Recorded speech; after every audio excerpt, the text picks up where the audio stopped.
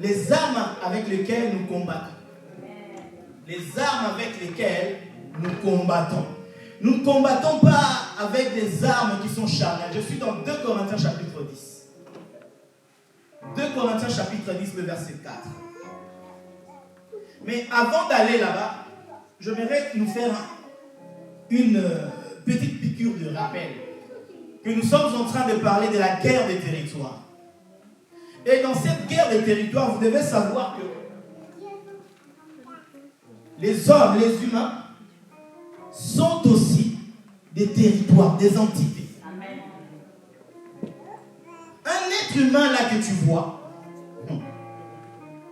est une entité. J'aime bien la définition que le pasteur Sosthène nous a fait il y a 2 dimanches. En disant que c'est tout espace. Ok?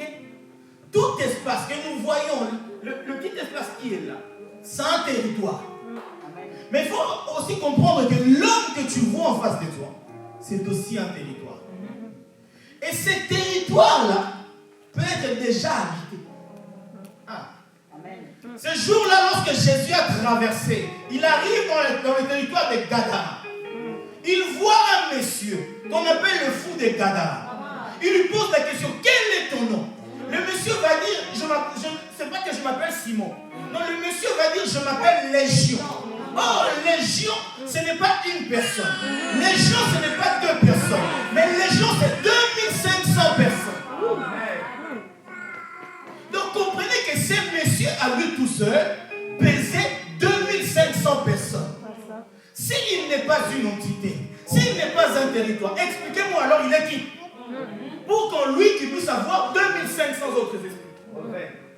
Alléluia. Amen. Tu dois savoir que la personne que tu vois en face, c'est un territoire. Peut-être qu'il a 2500 esprits qu'il transporte en lui. Amen. Avant que tu n'entres dans sa vie, il faut que tu veilles à ce que dans sa vie. Oh là, vous pouvez chercher l'enfant. Il décolle la fiche. Vous devez veiller. Vous devez essayer de voir si en lui, il n'y a pas 2500 autres esprits qui traînent. Donc ça veut dire que, et le monsieur, et les 2500, ça faisait 2501 esprits en lui. Alléluia. Amen. C'est pour ça que, quand tu veux être ami avec quelqu'un, il faut que tu veilles. Il faut que tu scannes. Il faut que tu regardes. Est-ce que cet ami-là, il est tout seul à l'intérieur de lui ou il a habité? Je le disais l'autre mardi qu'il y a des otages quand il y a guerre. Et certaines personnes se sont fait eux-mêmes otages dans leurs relations. Ils sont entrés dans des relations où ils se sont fait otages. Et quand j'étais en train de méditer encore sur ça, pasteur, j'étais en train de méditer, j'ai dit, mais attends. Je comprends une chose. L'histoire d'Akab et Josaphat. Alléluia. L'histoire d'Akab et Josaphat. Josaphat va rendre visite à son ami. Son ami de longue date, son ami le bien-aimé. De tous les temps. Ma copain, des dedans. Il est parti le voir. Et les dedans là lui dit, on y va dans le champ de bataille. Tu sais qu'est-ce qui s'est passé? Lorsqu'il va le ramener au champ de bataille, il ne va pas le ramener pour aller combattre, mais il ramène Josaphat comme étant sa rançon. C'est-à-dire, il y a d'autres personnes, oui, Caleb, ils sont des rançons de certaines personnes. Il y a des individus qui sont des rançons dans leurs relations. C'est-à-dire, il est venu dans cette relation amicale. Il pensait que les dons qu'on lui montrait, c'était pour dire, oh, tu es mon meilleur ami. Oh, c'était, oh, Seigneur, merci de m'avoir envoyé la rançon que je dois payer dans mes difficultés, dans mes soucis. C'est pour ça que vous remarquez, avant que tu sois ami, mari ou femme de cette personne, tout fonctionnait dans ta vie. Mais depuis que vous êtes en amitié, depuis que vous êtes en relation, plus rien ne marche dans ta vie, mais tout marche dans sa vie. C'est-à-dire, dans sa vie à lui, tout a l'air de fonctionner. Mais vous, dans votre vie, plus rien ne fonctionne. Pourquoi en fait ça ne fonctionne pas? En fait, vous avez été donné en rançon. C'est-à-dire, prenez-lui à ma place. Prenez ses richesses à ma place. dans le monde. Prenez ces chances, prenez son étoile et donnez-moi la grâce. On t'a hypothéqué à cause de certaines relations. Tu es parti dans un territoire où on t'a pris en rançon. Jusque-là, tu ne fais que payer ce que tu n'as pas consommé. Tu ne fais que dépenser sur ce que toi, tu ne jouis même pas. C'est d'autres personnes qui en jouissent. Pourquoi ils se réjouissent de ça? Parce que tu as été donné en rançon, en sacrifice pour eux. Comme Josaphat a été donné en sacrifice pour Akab.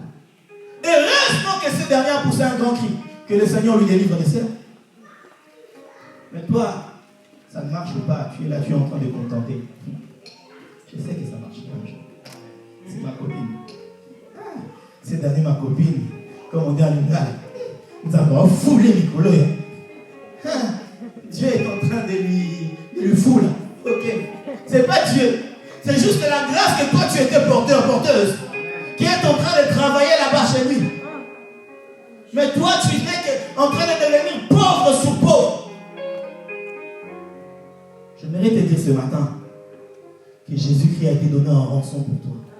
Et toi tu ne peux pas être rançon d'une personne.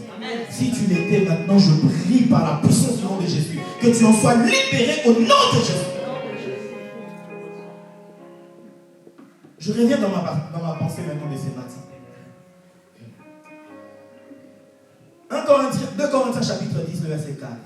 Car les armes avec lesquelles nous combattons ne sont pas charnelles, mais elles sont puissantes par la vertu de Dieu pour renverser des forteresses. Alléluia. Dans la guerre de territoire, tu ne peux pas utiliser n'importe quelle arme. Quand bien même tu seras otage, tu ne peux pas utiliser n'importe quelle arme. J'aime bien ce que la version, je pense soit c'est la version Martin de la Bible, ou la version Nouvelle Bible Seconde, qui l'explique mieux. Il dit, car les armes avec lesquelles nous combattons ne sont pas celles de la chair.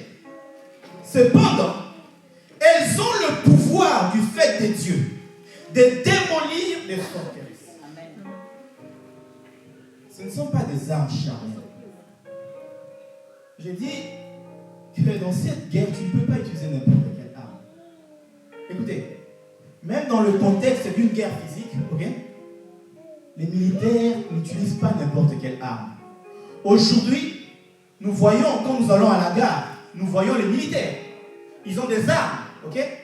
Mais les armes qu'ils ont, ce ne sont pas des armes de guerre. Ces armes-là qu'ils ont, c'est des types qu'on appelle la marque, c'est des FAMAS. Ok? Donc si vous n'avez pas l'information, voici l'information. Ça s'appelle des FAMAS, des armes que les militaires ont là. Que des fois, les brigades, BRI, ils ont, c'est des FAMAS. Et ces armes-là sont beaucoup plus des armes dissuasives. Pour pouvoir se défendre avec un adversaire qui n'est pas très loin de toi. Parce que les FAMAS n'ont pas une grande portée. La portée maximale d'une FAMAS, c'est 3200 mètres, donc 3 km 2. Si l'adversaire est à 4 km, le FAMAS ne pourra rien faire. Vous comprenez? C'est pour ça que la Bible est en train de dire, prenez toutes les armes. Parce qu'à chaque circonstance, à chaque attaque, ou dans chaque territoire où nous pouvons nous trouver, il y a une arme qui peut être utilisée. Il y a quelque chose à utiliser. Ce n'est pas n'importe quelle arme que tu dois utiliser. Ce n'est pas n'importe quel outil que tu dois utiliser. Mais tu dois prendre quelque chose de très très spécial. Alléluia. Amen. Tu dois prendre une arme spéciale pour cela.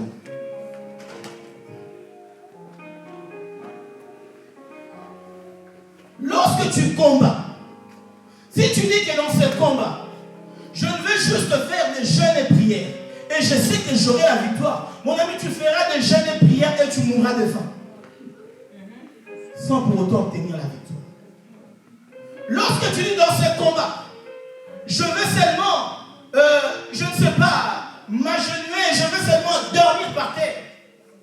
Tu dormiras par terre, tu auras des puces, tu auras des punaises sous ta tête et rien ne va se passer.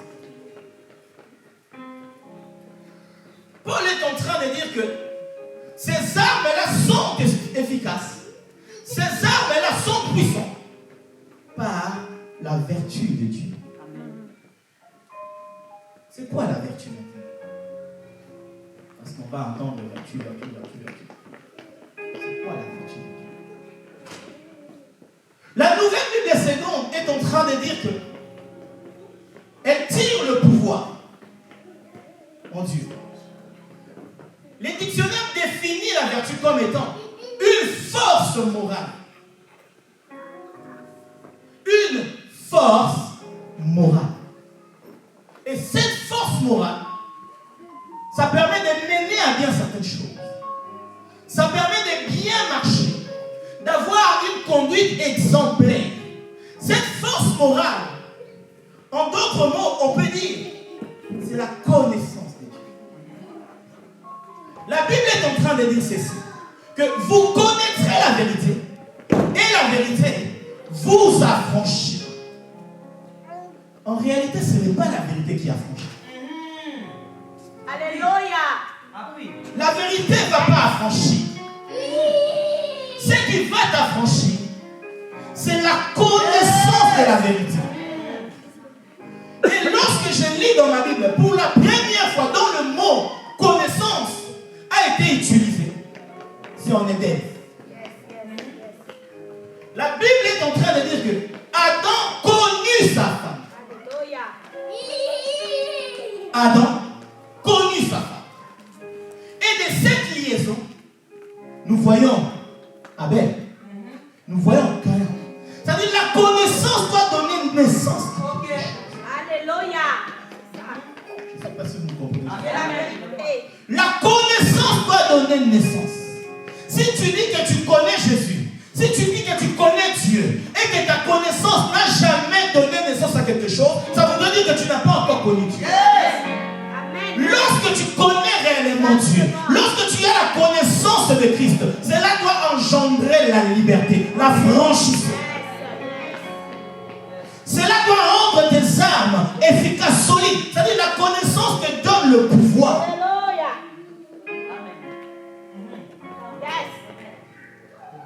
Si ta connaissance à toi ne te donne pas le pouvoir, tu es encore en bas de l'échelle. Tu es encore en bas de l'échelle. Il faut chercher maintenant à voir la marche du dessous. Si tu ne vois pas, tu seras tout le temps l'objet de l'hypothèque. On va toujours t'hypothéquer. Tu seras toujours la rançon de quelqu'un. C'est l'absence de la connaissance, l'absence de la lumière, du pouvoir que donne Dieu, la parole de Dieu, fait de toi l'esclave. Pourquoi les gens sont esclaves très souvent? Ils sont esclaves parce qu'ils ne connaissent pas leurs droits. Celui qui connaît ses droits, celui qui connaît ses devoirs, celui qui connaît que là j'ai droit, personne ne peut faire de lui un esclave. Personne ne peut venir aujourd'hui. Écoute, je viens aujourd'hui, je toi à la maison, c'est moi qui s'impose, je deviens le papa, la maman de la maison. Non, quand je connais que c'est moi qui ai l'autorité dans cette maison, non, nul ne peut venir faire la loi, ni mon père, ni ma mère. Pourquoi? Parce que c'est chez moi et je connais mes droits. Amen. Alléluia. Je connais mes droits. Tant que tu ne connais pas, les gens viendront, les conseillers viendront, ils te diront, bon, ton mari ne te donne plus rien. Ok, va chercher un autre homme dehors. Toi aussi, quand tu ne connais pas du tout, encore parce que tu dis c'est vrai, tu as raison, tu vas aller chercher un mari dehors. Je ne sais pas moi, les Brazzavillois l'appellent un topo. Tu vas aller chercher un topo dehors. Mais elle sera la première à venir voir ton mari. Il sort maintenant avec elle. Elle est ma copine. Elle vient trahir. Toi tu dis, mais c'était un secret entre elle et moi. Comment mon mari sait? Comment mon mari a su ces choses-là? Non, en fait, celui qui est venu faire la loi dans ta maison t'a aussi trahi. Alléluia. Amen. La connaissance te donne le pouvoir. Le pouvoir d'être affranchi. Le pouvoir d'être libre. Le pouvoir de vaquer à ce que tu veux. C'est pour ça qu'il dit quand le Fils de l'homme t'a franchi, tu seras réellement libre. C'est la connaissance du Fils de l'homme. Amen.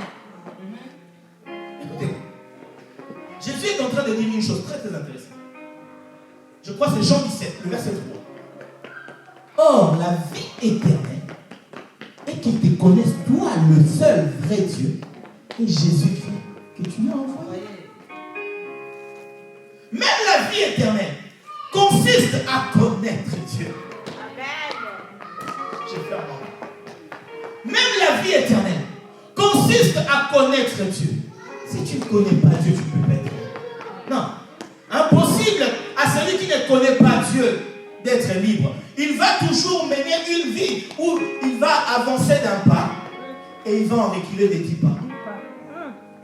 Quand tu ne connais pas, tu essaieras d'aller vers l'avant, mais tu reculeras beaucoup plus que tu ne l'as fait. Quand tu es dans un territoire, c'est comme aujourd'hui, nous sommes ici, nous tous nous sommes en France. Ok? Si nous ne connaissons pas les lois françaises et que nous disions aujourd'hui, nous avons l'onction, ok? Nous avons la grâce de Dieu, Jésus-Christ est avec nous. On prend seulement nos enceintes là, on met juste là dehors, on commence les cultes. Qu'est-ce qui va se passer? La police va arriver, il y aura des choses qui seront faites, il y aura des plaintes, il y aura beaucoup de choses. Pourquoi? Parce que nous ne connaissons pas la loi et nous voulons faire des choses selon nous. Mais quand on connaît la loi, quand on sait que la loi m'autorise à faire ça, mais la loi m'interdit à faire ceci, je ne peux pas faire n'importe quoi parce que je sais. Le problème aujourd'hui dans la vie de plusieurs chrétiens, c'est l'absence de la connaissance. Nous crions beaucoup, mais nous prions peu. Nous crions beaucoup, énormément, mais nous prions peu. Parce que tu ne peux pas arriver réellement à prier si tu ne connais pas Dieu. C'est ce que Jésus est en train de dire à cette femme samaritaine. Vous adorez, c'est lui que vous ne connaissez pas. Les Samaritains, ils étaient en train de faire quelque chose. Ils avaient la bonne foi de le faire. Mais sauf qu'ils ne savaient pas ce qu'ils faisaient. Sauf qu'ils ne savaient pas qui est-ce qu'ils adoraient. Sauf qu'ils n'avaient pas connaissance de comment adorer ces dieux. Sauf qu'ils ne savaient pas ce que ces dieux-là aimaient réellement. Lorsque tu connais Dieu, ou lorsque tu connaîtras Dieu, tu sauras ce que Dieu aime et tu le feras au moment où Dieu le veut. Amen. Tu ne feras pas des choses par vague, par vent, mais tu feras seulement ce que Dieu veut. La connaissance de Dieu te donne le pouvoir d'avoir de l'avantage, de l'avance sur tes adversaires. Amen. Lorsque tu ne connais pas Dieu, tu risques d'être esclave et de pleurer tous les jours de ta vie. Pourquoi tu vas pleurer? Parce que tu ne connais pas Dieu. Il faut que cette connaissance puisse t'affranchir. Il faut que Dieu s'imprègne de ton cœur. Le Seigneur veut que tu puisses te connaître. Le Seigneur ne veut pas que dans ta relation avec lui, tu restes superflu. Il y a beaucoup de chrétiens qui sont superflus avec lui, qui remplissent les églises. Ils ont juste fire! Est-ce que tu vas arrêter et couler comme un coq et commencer à marcher comme un vrai disciple? Celui qui n'a pas la connaissance ne peut pas être disciple. Parce que Jésus dit, avant, vous ne savez pas ce que je faisais. Maintenant, vous êtes plus près, je vous appelle mes amis parce que vous savez ce que je fais. Celui qui connaît Dieu devient ami de Dieu. Dieu va descendre, il va chercher à détruire Sodome et Gomorrhe. Est-ce que je vais cacher à mon ami Abraham? Tu arriveras dans une dimension où Dieu, quand il veut faire quelque chose, il t'avertit que je vais faire ceci. Il t'avertit que demain, il y a ça qui va arriver. La connaissance te donne le pouvoir d'être libre. Cette liberté-là, ce n'est pas que tu vis comme tu veux, mais cette liberté te permet d'anticiper certains événements de ta vie. C'est ça la liberté de Jésus. C'est ça la liberté que Jésus nous donne. Et ce verset de Corinthiens, il finit par dire, Ces pouvoirs-là nous donnent à renverser les forteresses. Alléluia. Amen. Renverser les forteresses. Vous savez c'est quoi renverser les forteresses? Déjà, est-ce que vous savez c'est quoi une forteresse? Les forteresses sont des abris. Ok? Les forteresses sont des abris. Comme ici, je l'avais déjà expliqué en centre-ville. Marc 3, tu montes, tu descends, tu arrives à la cathédrale. À la cathédrale, tu descends, tu sors vers Marc 3. Ce sont des forteresses, ce sont des abris. Ça permet d'échapper à l'adversaire lorsqu'on n'a plus de munitions, lorsqu'on devient faible, lorsqu'on voit que la mort s'approche de moi, je peux m'enfuir. On passe par les forteresses. Comme ça, l'adversaire va chercher sur le barrage.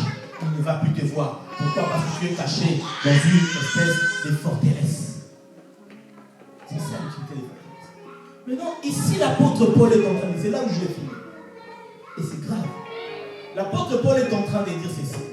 Il dit, la vertu de Dieu nous donne à renverser les forteresses. La révélation, c'est quoi dans cette histoire?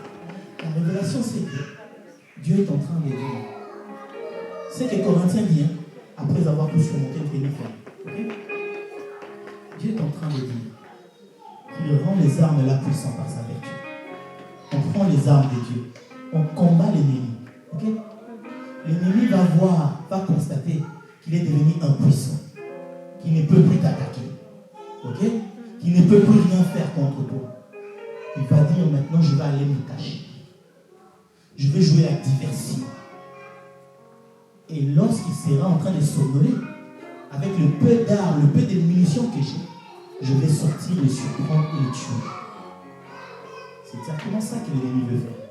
Maintenant, Dieu, en ayant sa vertu, en ayant sa connaissance, il est en train de dire, je vous donne le pouvoir, la capacité, la force d'aller découvrir où sont leurs forteresses et de les renverser. C'est-à-dire que l'ennemi, là où il voulait s'abriter pour te surprendre, le Seigneur te donne le secret d'aller découvrir et d'aller les sortir dans ces forteresses et de les détruire. C'est pour ça que j'aime bien dire, acclame le Seigneur et assieds-toi sur le reste de tes ennemis. Pourquoi? Parce que tu as découvert là où ils se cachaient, là où ils cachaient leurs armes. Tu les as détruits, tu les as tellement, je ne sais pas, brouillés. Il ne reste plus rien. Tu as renversé leur forteresse. Ils n'ont plus un endroit pour se cacher. La vertu de Dieu te donne le pouvoir de voir réellement qui t'attaque, où est-ce qu'il habite. Amen. La vertu de Dieu te donne à voir à l'œil nu tes ennemis. Pourquoi? Parce qu'ils n'auront plus de cachot. Ils n'ont plus d'endroit pour se cacher. Je sais là où sont leurs forteresses et je peux leur renverser. Remarquez, ce que j'ai partagé avec ceux-là avec qui nous avons prié hier en ligne pour la prière de main levée. J'ai dit c'est ceci, que lorsque Paul a ramassé de la broussaille, la vipère était toujours dans la broussaille. Je suis dans le livre des Actes des Apôtres, je crois que c'est chapitre 27 ou 28. Il y avait encore la vipère. Lorsque Paul a ramassé ces trucs-là, la vipère était toujours là. Ok? La vipère était toujours là. La vipère ne bougeait pas. C'était pourtant le bon moment de mordre Paul. Maintenant, la vipère ne bougeait pas dans la broussaille. Pourquoi? Parce que c'était sa forteresse, il était caché. Mais lorsque Paul va prendre la broussaille, il va le mettre au feu. La Bible dit que la vipère, par l'effet de la chaleur, il va sauter. Par l'effet de la chaleur, il va sauter. Il va s'accrocher sous la main de Paul. J'aimerais te dire que la vertu de Dieu, la connaissance, te donne à devenir un feu. À devenir un feu. Et ces feux-là, je ne sais pas si tu me comprends. C'est ce feu-là qui feront sortir les vipères. Il y a des vipères qui se cachent. J'aime bien cette prédication. Oh, je m'en rappellerai toute ma vie. Quand tu fouilles les loups dans la rue, tu arrives comme ça, tu vois les lions. Tu arrives à la maison chez toi pour se reposer. Il y a un serpent. Mais le feu là, qui te donne la connaissance, te permet de dévoiler les serpents qui se cachent dans le lit. Yes. Amen. Donc tu ne m'as pas compris. Il y a un serpent qui a l'habitude de te mordre, qui a l'habitude d'aspirer ton argent. Au Congo, c'est bien. Ceux qui ne comprennent pas les lingala, interprétez pour ceux qui ne comprennent pas. On appelle ça Ngouma. Ngouma, mais le mbongo. Je ne sais pas comment on peut le dire en français. On dit comment en français? Ngouma. Le boa. Le boa qui avale l'argent. C'est-à-dire que tu travailles. mais tu n'arrives pas à jouir de ton salaire. Tu as des ressources, mais tu n'arrives pas du tout à t'acheter même un McDo. Parce qu'il y a un sapin. Il y a un sapin. Il y a une vipère qui est en train. Quand tu prends l'argent comme ça, tu mets sur ton compte. Tu prends l'argent, tu mets. Il n'a pas. C'est un peu parti qui parle. La connaissance, c'est un feu. La connaissance. Je peux. Je vous prends 5 minutes seulement. 5 minutes. Ok, merci. Je dois arrêter. La connaissance te donne la capacité. Qu'est-ce que tu vas connaître maintenant chez Dieu? Tu dois connaître la parole de Dieu. Or, connaître la parole de Dieu veut dire quoi? Ça veut dire faire corps avec la parole. Faire corps avec cette parole incarnée. Cette parole fait tes chairs. Et je voudrais bien te dire ce matin que la parole fait tes chairs, on les tue. Amen. Amen. La parole fait tes chairs. Nul ne peut les tuer. On l'a pris.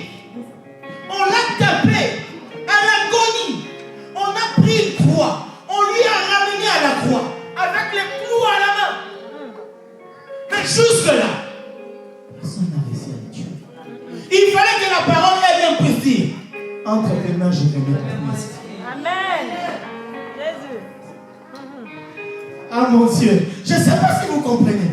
Entre tes mains, je remets mon esprit. Lorsque tu connais la parole, lorsque tu connais la vérité et que vous devenez une seule chair, ça veut dire que ta vie devient la vie de Jésus. Ta vie devient la parole de Jésus. C'est pour ça que tu arriveras dans la dimension de Paul, pasteur. Paul, il dit, ce n'est plus moi qui vis, mais c'est Jésus qui vit en moi. Le Jésus qui vivait en Pierre, ce n'était pas le Jésus là, l'homme qu'on a ramené à la croix. Non, c'était le Jésus parole qui était en Pierre, en Paul. C'est pour ça que tout le monde a essayé de tuer Paul. Personne n'a réussi. Même la vipère. Si vous lisez ces livres des Actes, on disait, ils attendaient que Paul puisse tomber.